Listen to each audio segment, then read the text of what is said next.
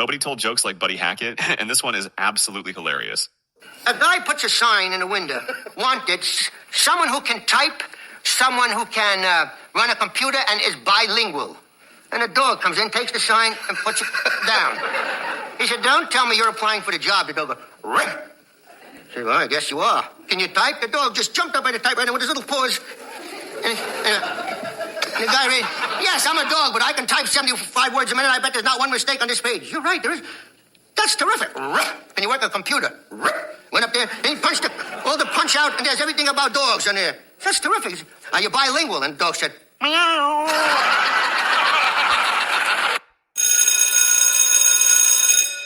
Good morning. It's Saturday, Rules Saturday, December the 13th, and this is The True Conservative. Welcome to all the butchers, bakers, and candlestick makers out there. I'm Ron, your host, and the only true conservative in the United States today.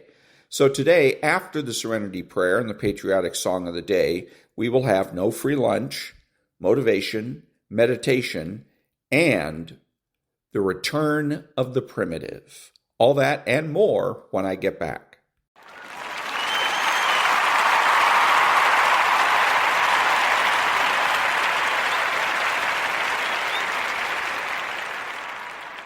God, grant me the serenity to accept the things I should not change, the courage to change the things I should, and the wisdom to know the difference. Amen.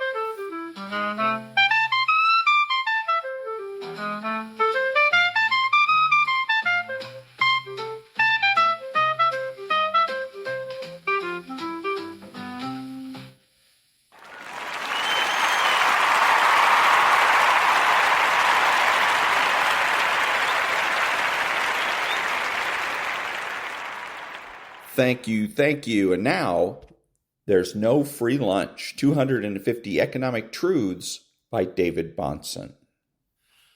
Commerce tends towards rewarding inclusion, broadness, and liberality. Tribal loyalties, ethnic and religious bigotries, and irrational prejudices are bad for business. The merchant class has been conventionally distrusted by tribalist leaders from the ancient to the modern world, precisely because merchant craft tends to break down barriers between groups. Jeffrey Tucker. You can note this as a key tenet in the social organization of a free and virtuous society. You can note it as part of the human flourishing such cooperation in commerce stimulates. But it can never be forgotten that is intrinsically an incentive. There are incentives in commerce towards greater trust, inclusion, and cooperation. The rewards he refers to are part of the incentive structure of markets. The beneficiaries are not merely the buyer and seller in a transaction, but the society at large. And that was There's No Free Lunch by David Bahnsen. Back in a minute.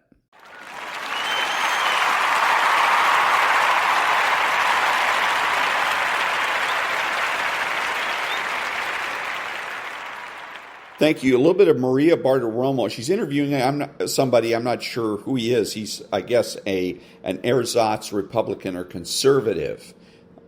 Here we go. Caroline Levitt this week.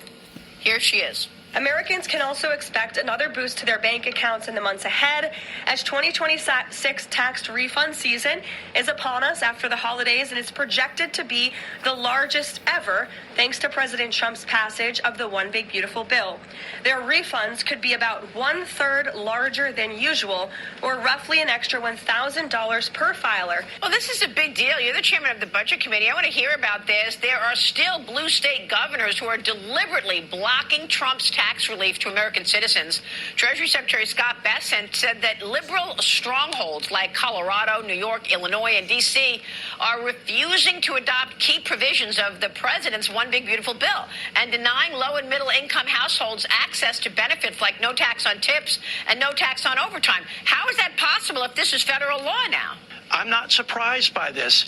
They want to win in November. They want their hands on the levers of power, and they're willing to hold the American people hostage, in this case, prevent them from getting the tax relief that they desperately need after 4 years of reckless spending and disastrous economic policies that have lit the fuse on this inflationary firestorm that they're now trying to blame on President Trump. Meanwhile, mortgage rates are coming down, auto loan rates are coming down, credit card payments are going down, wages are going up, investments up. We have almost twice the economic output that we had on an annual average basis for the last 10 years, and people are putting more money in their pockets, and that's going to get better when they get those tax refund checks.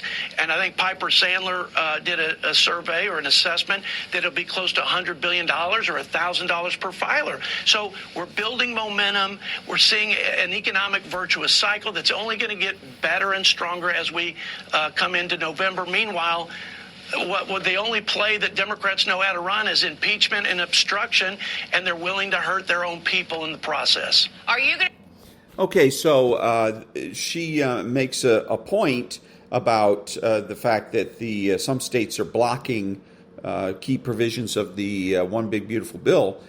And then how does he respond, this ersatz Republican or conservative, is he responds with whiny complaints and explanations. Remember, if you explain, you lose. And that's all he did. He wasted several minutes doing this. In doing so, he leaves me cold. I am not motivated by what it is that he said to do anything in particular. I'm not motivated to donate money. I'm not motivated to vote. So he wasted his time and energy. He should have done and said things that are going to get me and ostensibly the rest of America motivated to do things, whether it's donating money or voting, or perhaps a little of both. Back in a minute.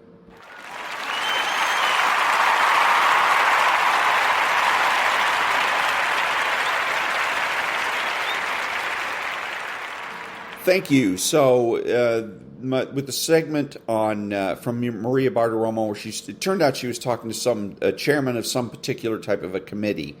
I didn't get which one. They didn't bother to put his name. Usually, they'll put the name of the individual and their party affiliation. I've got to assume that he's Republican by the way he is speaking. But anyways, the first thing that if the people like Maria Bartiromo really want to have great effect, instead of just sitting around making money all the time buying Rolex watches, what they should do is every time, particularly Republicans, when they come on to the show, the first question she should be asking them is about their finances, about money. There's a huge scandal in Washington, D.C. on the Hill about all these people, Democrats and Republicans, that are exploiting a loophole, a deliberate loophole in the law that allows them to engage in insider trading and get filthy rich doing it. And there's a lot of Republicans and a lot of Democrats, I'm sure as well, on the Hill that couldn't care less about their responsibilities to their constituents. They're only there to get rich.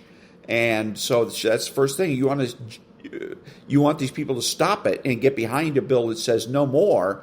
You have to hammer them. Every time they come on, every time a Republican comes on your show, the first thing out of your mouth is, how rich are you? How much money did you have in the beginning? How much money are you, what's your net worth now? And do you engage in insider trading? Do you trade stocks? Hammer these people. It should be the first thing out of their mouth. They don't like it, fuck you, don't come on the show. Okay? They have to know and understand, the Republicans and Democrats, but in this particular case, since Democrats rarely come on Maria's show, then Republicans have to understand they want to cheat, they're going to have to pay the price, and that Maria Bartiromo is not going to help them cheat. Otherwise, she becomes complicit. She becomes as much of a cheater as they are, especially if she's getting paid, and which she is. She's getting paid to do this show. Then she's these people that are cheating come on her show, help to raise the ratings so that she gets even more money, and it's just one big cycle of greed. And Republican or would-be conservative talk show hosts need to do something to put an end to it. And I suggest that, again, just simply confronting office holders about their money will do the trick. Back in a minute.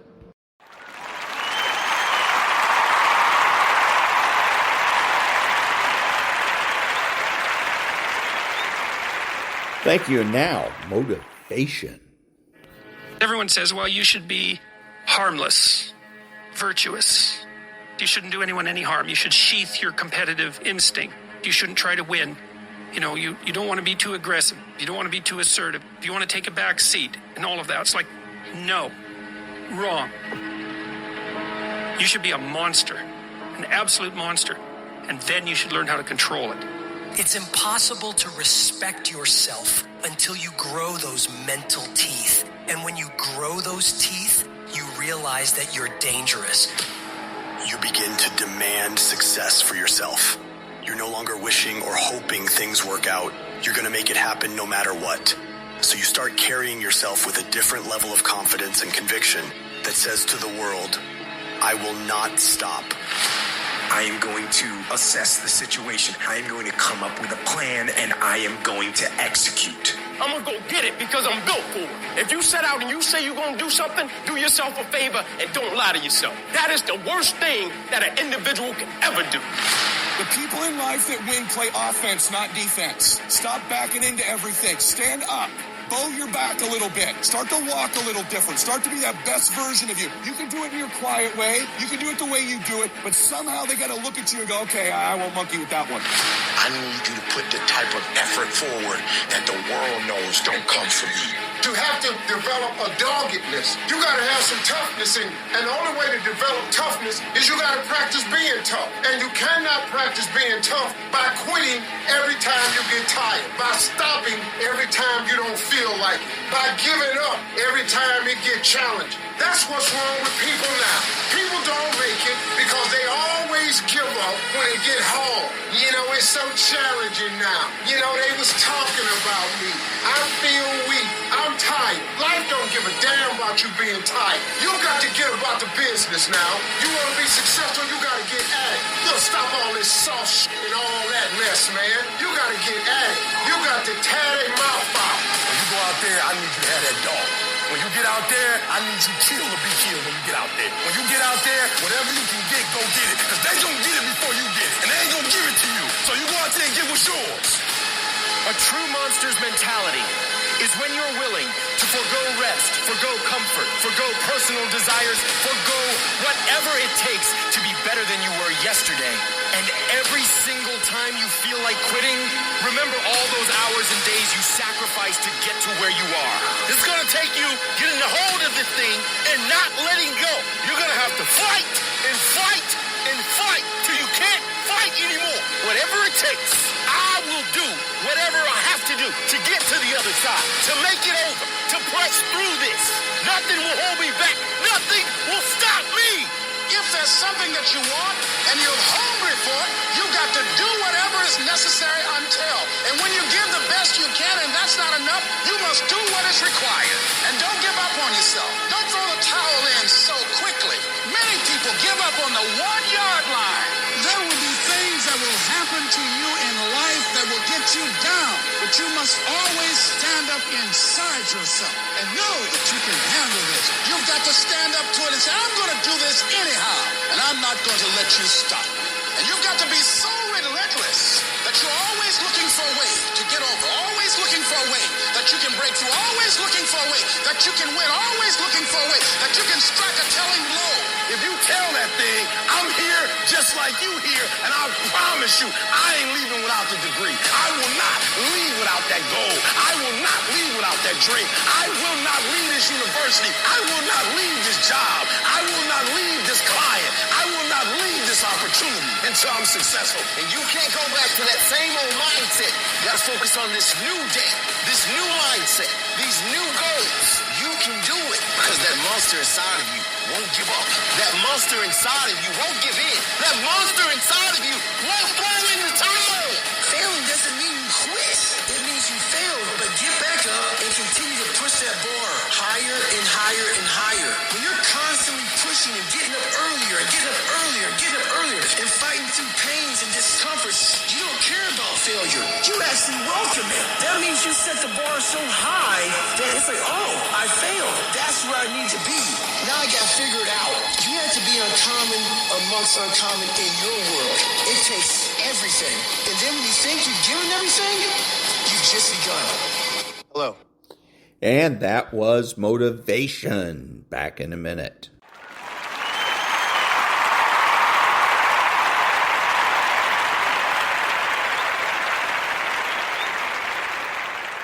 Thank you. And now a little meditation. In a world chasing flawless, here's your reminder. The imperfections, the scars, the stories you carry, that's where your beauty lives. Take a deep, slow breath in. And exhale softly. Let your whole being begin to settle.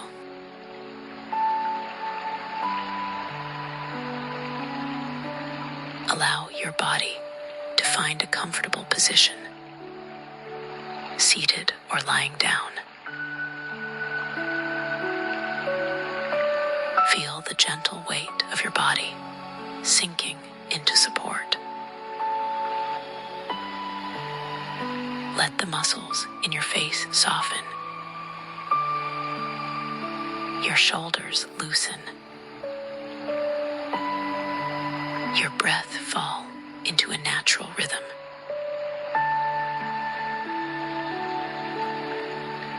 With every inhale, feel yourself arriving. With every exhale, feel yourself releasing. There is nothing to prove here, nothing to strive for. Just your presence, just your breath, just this moment.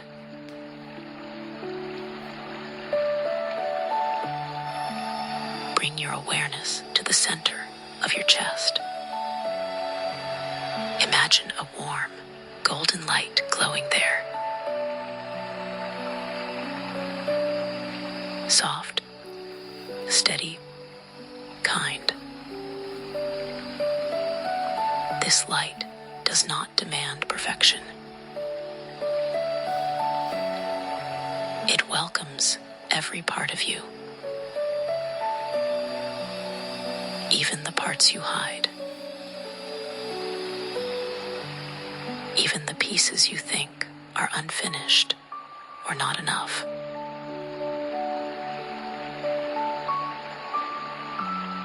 Let this light expand slowly,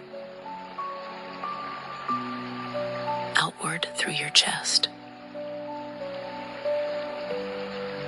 across your ribs, down your arms, up into your throat and face.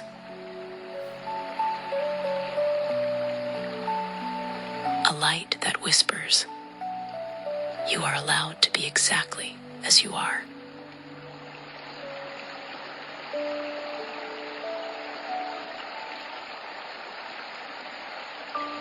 as the light continues to spread. Let it touch the places within you that carry old stories, places marked by ache, softened by time, shaped by life. Your imperfections are not flaws. They are inscriptions, evidence of where you've grown, where you've been softened, where your heart has learned to bend without breaking. Your scars, seen or unseen, are quiet proof of your courage. Proof that you have lived, felt deeply, and chosen to rise again. Let this truth settle into you like warm rain.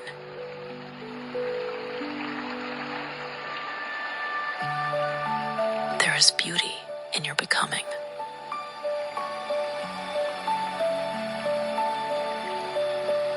Picture in your mind's eye the simplicity of nature. Weathered wood shaped by years of sun and wind. Not perfect, yet deeply beautiful.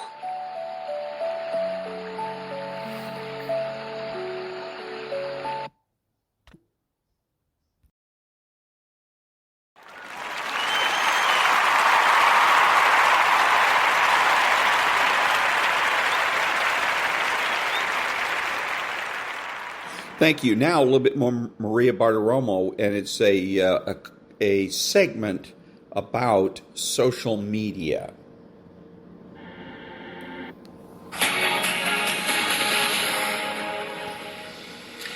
Welcome back. Social media crackdown. Australia is now the first nation to outright ban Instagram, TikTok, YouTube, and other platforms for children under the age of 16. Many other countries are considering tighter controls and age verification requirements. Here in the U.S., Florida is implementing a ban for anyone under 14 years old as concerns are growing over the impact of unlimited screen time and social media consumption on young people. One Gen Zer is now taking charge. Catherine Getze is the... Okay, so she's probably going to go ahead and interview Miss Catherine Getze. The first thing I'm thinking when I hear this about banning anything is conservative, because conservatives have had a history of wanting to ban this, that, and the other thing. Then I look at, and I'm asking myself about this conservative or liberal, because the first thing that any conservative has to do is know their enemy. You got to know who you're fighting. So you have to size people and situations up. In this particular case, is this the move to ban Instagram, TikTok, etc. from people under 16? Is that a movement that's liberal or conservative? And at first, again, I thought it was conservative. And then I noticed that the places, one of the tip-offs that this might not be correct, is the places where this is starting to happen. Australia does not have a reputation for being a liberal or a conservative bastion. Another one is Denmark. Denmark is definitely liberal. Then the European Union, also as liberal as you're going to get. Then Malaysia, which has does have a conservative reputation, very religious Muslim, and then Florida, which has a conservative notion to it. So my thought initially is conservative, and they want to keep children away from porn and gambling sites and things of this nature. Want to make the experience for kids more wholesome. But what if it's not? What if this is a movement by liberals? Well, what would liberals be afraid of? Why would liberals want to prevent children from seeing anything? How about conservative things? How about MAGA? How about Christianity? How about conservative values? How about Charlie Kirk? Right? You don't want your kids to go and look at it, but you're a liberal who is raising your children as sovereign. How do you tell them no? How do you go to them and say, no, you're not going to check out Charlie Kirk. No, you're not going to check out Bishop Barron. No, you're not going to look at Donald Trump. See, I think that's what they're afraid of. I think that's what is really getting this movement going, especially when you see it being implemented by liberal countries around the world. Back in a minute.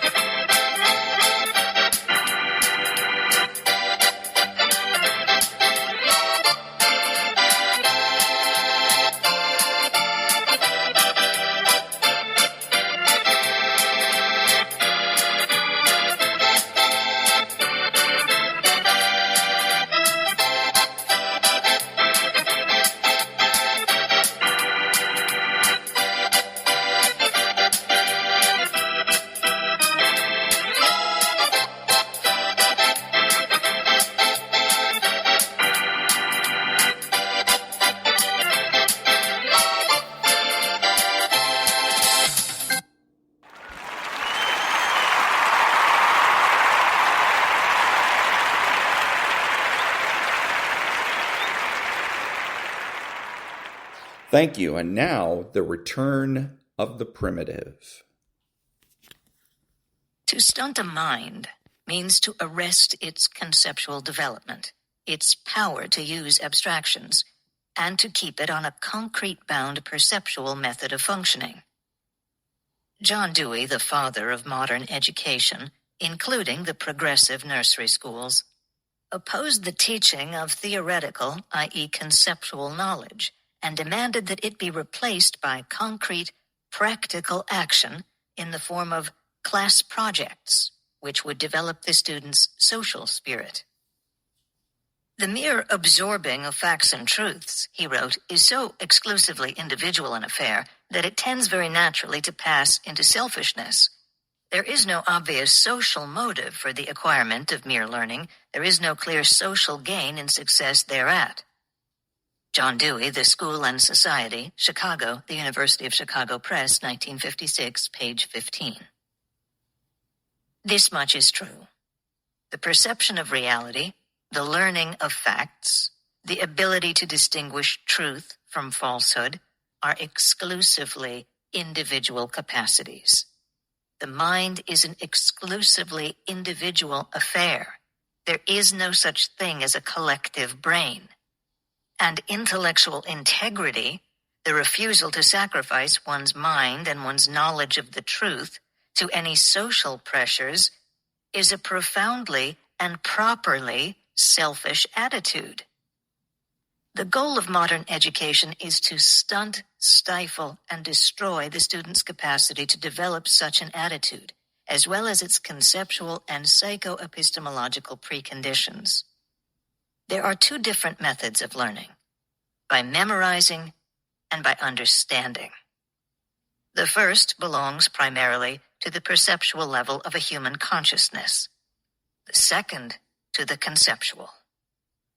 The first is achieved by means of repetition and concrete bound association, a process in which one sensory concrete leads automatically to another with no regard to content or meaning. The best illustration of this process is a song which was popular some 20 years ago called Merseyed Oats. Try to recall some poem you had to memorize in grade school. You will find that you can recall it only if you recite the sounds automatically, by the Merseyed Oats method. If you focus on the meaning, the memory vanishes. This form of learning is shared with man by the higher animals. all animal training consists of making the animal memorize a series of actions by repetition and association. The second method of learning, by a process of understanding, is possible only to man. To understand means to focus on the content of a given subject, as against the sensory, visual, or auditory form in which it is communicated. To isolate its essentials, to establish its relationship to the previously known, and to integrate it with the appropriate categories of other subjects. Integration is the essential part of understanding. The predominance of memorizing is proper only in the first few years of a child's education, while he is observing and gathering perceptual material. From the time he reaches the conceptual level, i.e., from the time he learns to speak, his education requires a progressively larger scale of understanding and progressively smaller amounts of memorizing. Just as modern educators proclaim the importance of developing a child's individuality, yet train him to conform to the pack, so they denounce memorization. Yet their method of teaching ignores the requirements of conceptual development and confines learning predominantly to a process of memorizing. To grasp what this does to a child's mind, project what it would do to a child's body if at the age of 7 he were not permitted to walk, but were required to crawl and stumble like an infant. The Combrachicco technique starts at the base. The child's great achievement in learning to speak is undercut and all but nullified by the method used to teach him to read. The look-say method substitutes the concrete bound memorization of the visual shapes of words for the phonetic method, which taught a child to treat letters and sounds as abstractions. The senseless memorizing of such a vast amount of sensory material places an abnormal strain on a child's mental capacity, a burden that cannot be fully retained, integrated, or automatized. The result is a widespread reading neurosis, the inability to learn to read among children, including many of above-average intelligence. A neurosis that did not exist prior to the introduction of the look-say method. If the enlightenment and welfare of children were the modern educator's goal, the incidence of that neurosis would have made them check and revise their educational theories. It has not. The ultimate result is the half-illiterate college freshmen who are unable to read a book in the sense of understanding its content as against looking at its pages, or to write a paper, or to spell, or even to speak coherently, which is caused by the inability to organize their thoughts, if any. When applied to conceptual material, memorizing is the psycho-epistemological destroyer of understanding and of the ability to think.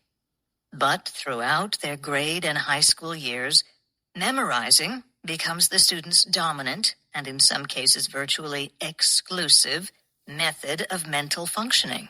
They have no other way to cope with the school's curricula that consists predominantly of random, haphazard, disintegrated, and unintegratable snatches of various subjects, without context, continuity, or systematic progression. The material taught in one class has no relation to and frequently contradicts the material taught in another. The cure, introduced by the modern educators, is worse than the disease. It consists in the following procedure. A theme is picked at random for a given period of time, during which every teacher presents his subject in relation to that theme, without context or earlier preparation. For instance, if the theme is shoes, the teacher of physics discusses the machinery required to make shoes. The teacher of chemistry discusses the tanning of leather. The teacher of economics discusses the production and consumption of shoes. The teacher of mathematics gives problems in calculating the costs of shoes. The teacher of English reads stories involving shoes, or the plight of the barefoot, and so on. This substitutes the accidental concrete of an arbitrarily picked theme for the conceptual integration of the content of one discipline with that of another, thus conditioning the students' minds to the concrete-bound associational method of functioning while they are dealing with conceptual material. Knowledge acquired in that manner cannot be retained beyond the next exam, and sometimes not even that long. The indoctrination of children with a mob spirit under the category of social adjustment is conducted openly and explicitly. The supremacy of the pack is drilled, pounded, and forced into the student's mind by every means available to the comprachicos of the classroom, including the contemptible policy of grading the students on their social adaptability under various titles. No better method than this type of grading could be devised to destroy a child's individuality and turn him into a stale little conformist, to stunt his unformed sense of personal identity, and to make him blend into an anonymous mob, to penalize the best, the most intelligent, and honest children in the class, and to reward the worst, the dull, the lethargic, the dishonest. Still more evil, because more fundamental, is the discussion method of teaching, which is used more frequently in the humanities than in the physical sciences for obvious reasons.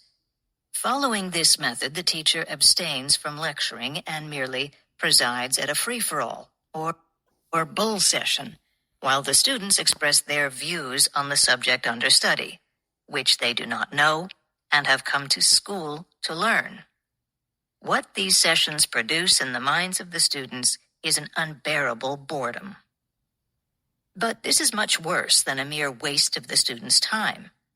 They are being taught some crucial things, though not the ostensible subject of study. They are being given a lesson in metaphysics and epistemology. They are being taught, by implication, that there is no such thing as a firm objective reality, which man's mind must learn to perceive correctly. That reality is an indeterminate flux and can be anything the pack wants it to be. That truth or falsehood is determined by majority vote. And more, that knowledge is unnecessary and irrelevant, since the teacher's views have no greater validity than the oratory of the dullest and most ignorant student, and therefore that reason, thinking, intelligence, and education are of no importance or value. To the extent that a student absorbs these notions, what incentive would he have to continue his education and to develop his mind? The answer may be seen today on any college campus. As to the content of the courses in the grade and high schools, the anti-rational indoctrination is carried on in the form of slanted, distorted material, of mystic, altruist, collectivist slogans, of propaganda for the supremacy of emotions over reason. But this is merely a process of cashing in on the devastation wrought in the children's psychoepistemology. Most of the students do graduate as full-fledged little collectivists, reciting the appropriate dogma, but one cannot say that this represents their convictions. The truth is much worse than that. They are incapable of holding any convictions of any kind, and they gravitate to collectivism because that is what they have memorized, and also because one does not turn to reason and independence out of fear, helplessness, and self-doubt. 3. No matter what premises a child may form in his grade and high school years, the educational system works to multiply his inner conflicts. The graduates of the progressive nurseries are caught in the clash between their dazed, unfocused, whim-oriented psychoepistemology and the demands of reality, with which they are not prepared to deal.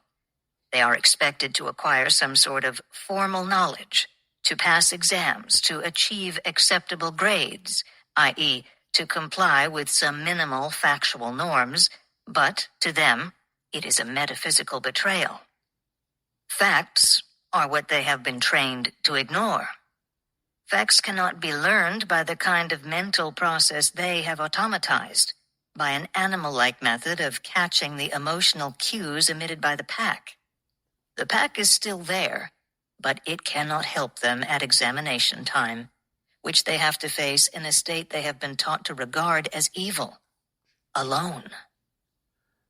The panic of the conflict between their foggy subjectivism and the rudiments of objectivity left in the schools by a civilized past leads to a nameless resentment in the minds of such children, to a wordless feeling that they are being unfairly imposed upon.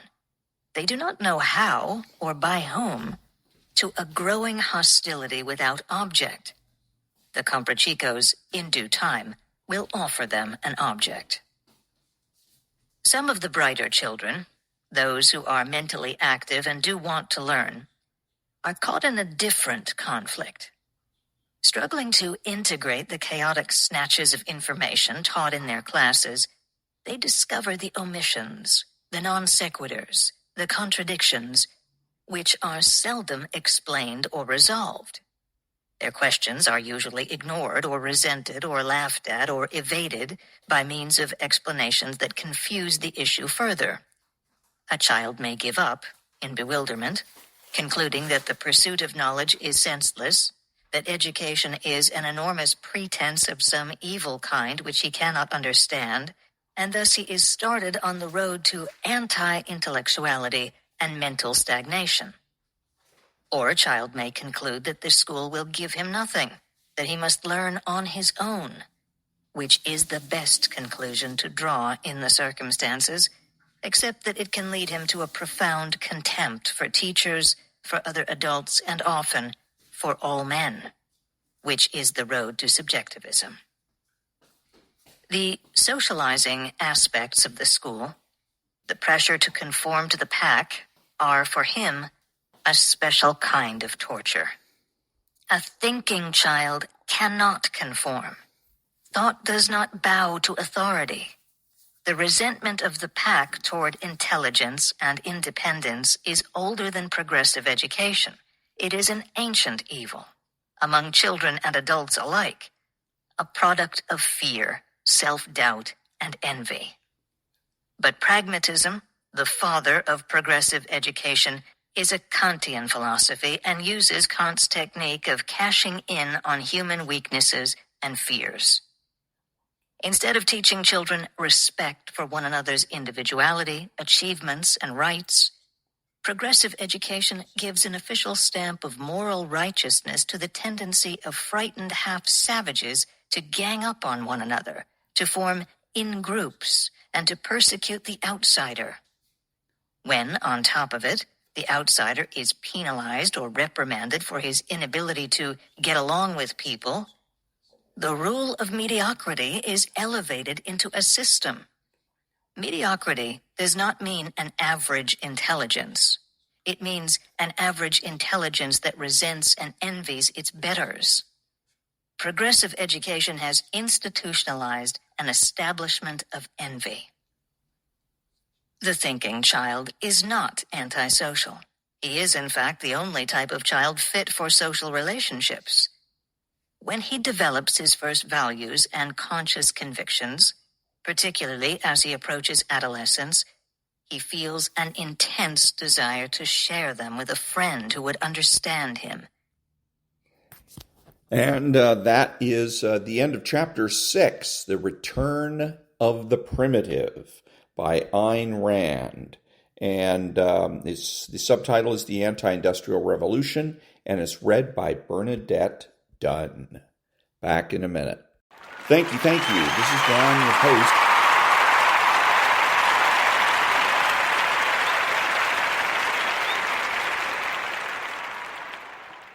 Thank you. This is Ron, your host, the only true conservative in the United States today, bidding adios to all the butchers, bakers, and candlestick makers out there, and reminding you that you're not neutral and that the government has no rights.